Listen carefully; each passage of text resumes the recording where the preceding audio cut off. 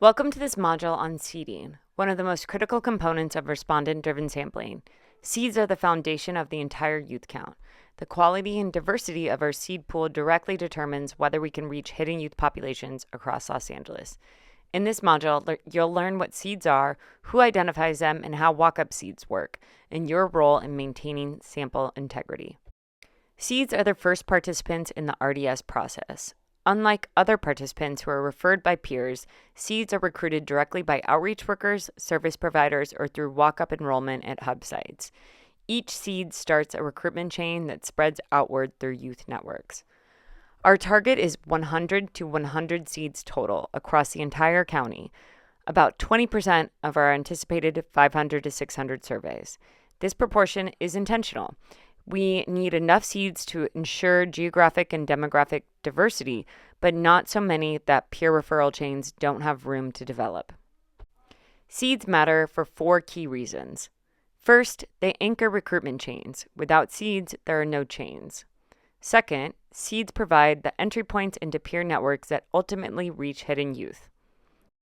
Third, diverse seeds help ensure our final sample reflects the true diversity of youth experiencing homelessness.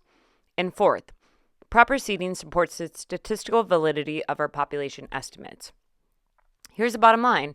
If our seeding is poor, if seeds are too similar, too geographically concentrated, or don't reflect the target population, our entire count will be biased. That's why we're being intentional about seed recruitment. Here's the timeline. In December 2025, a designated number of seed coupons will be distributed to each SPA, who will work to make a SPA-specific seeding plan. The primary seeding period runs from Saturday, January 3rd through Monday, January 12th.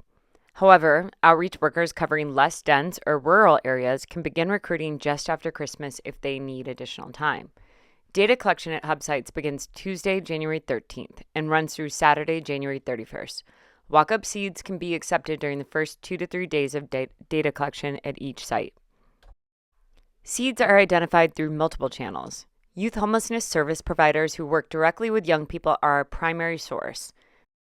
Key partners will be active outreach teams who can distribute seed coupons during their regular outreach activities. Seeding is also a great time to engage peers with lived experience of homelessness, who are especially valuable because they understand the population and have trust within networks. USC's demographic survey canvassing efforts can also identify potential seeds. We're also making special efforts to recruit seeds from community college campuses, community centers, and parks, locations where youth congregate but may not access traditional services. The initial seed pool must reflect the diversity of the unsheltered youth population.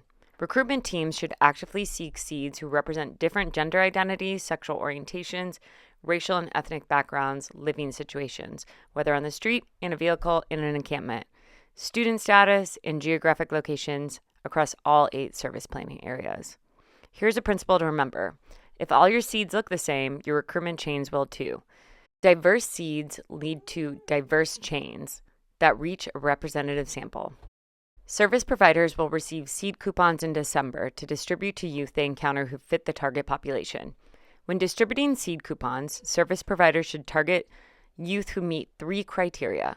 They're under 25 years old, they're currently unsheltered, and they seem likely to actually travel to a hub site to complete the survey.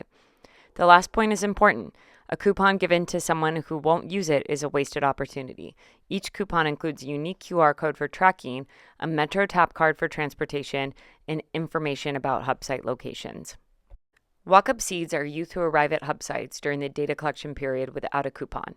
They may be coming to access regular services and don't know about the youth count, or they may have heard about it but weren't recruited as seeds.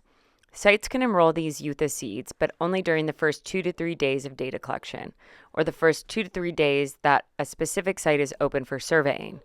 Walk-up sites must meet eligibility, under 25 years old, and are currently unsheltered. Verify these criteria before issuing a walk-up coupon. The number of walk-up seeds is capped at roughly 10 to 20% of each hub site's anticipated participant count. A site expecting 200 surveys can accept 20 to 40 walk-up seeds. A site expecting 30 surveys should accept no more than 3 to 6 walk-up seeds. Each hub site receives a limited supply of walk-up seed coupons before data collection begins. Once those coupons are used, you cannot accept additional walk-up seeds unless USC or YP2F authorizes more. USC and YP2F staff will closely monitor recruitment at each hub site throughout the data collection period.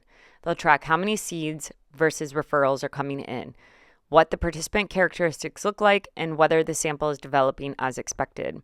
They'll communicate directly with hub site leads when no more walk-ins should be accepted.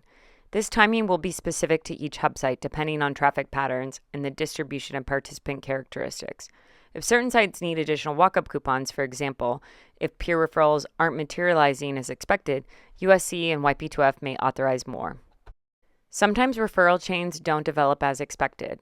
Maybe a particular spot isn't generating referrals or a demographic group is underrepresented. When this happens, we have a reseeding strategy.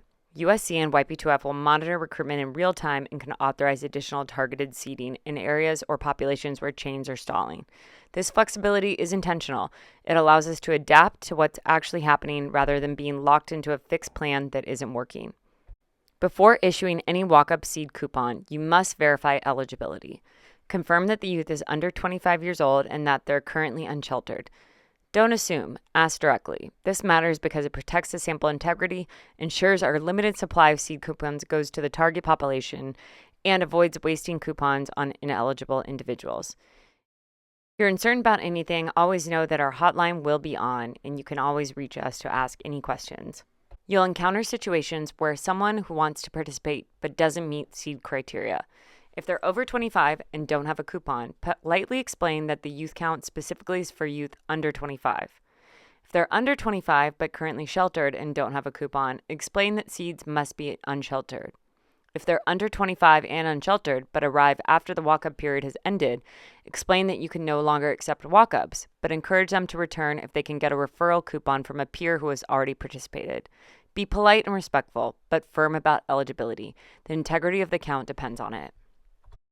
Your role in seeding depends on your position. If you're an outreach worker or peer navigator, your job is to distribute seed coupons strategically during the seeding period. Seek out diverse youth and target those who seem likely to actually travel to a hub site and participate. If you're a hub site staff, your job is to manage walk-up enrollment carefully during the first 2 to 3 days. Verify eligibility before issuing any walk-up coupon. Track your supply and stay in communication with USC and YP2F about when to stop accepting walk-ups. Let's recap the key takeaways. Seeds are planned and controlled. This isn't random recruitment.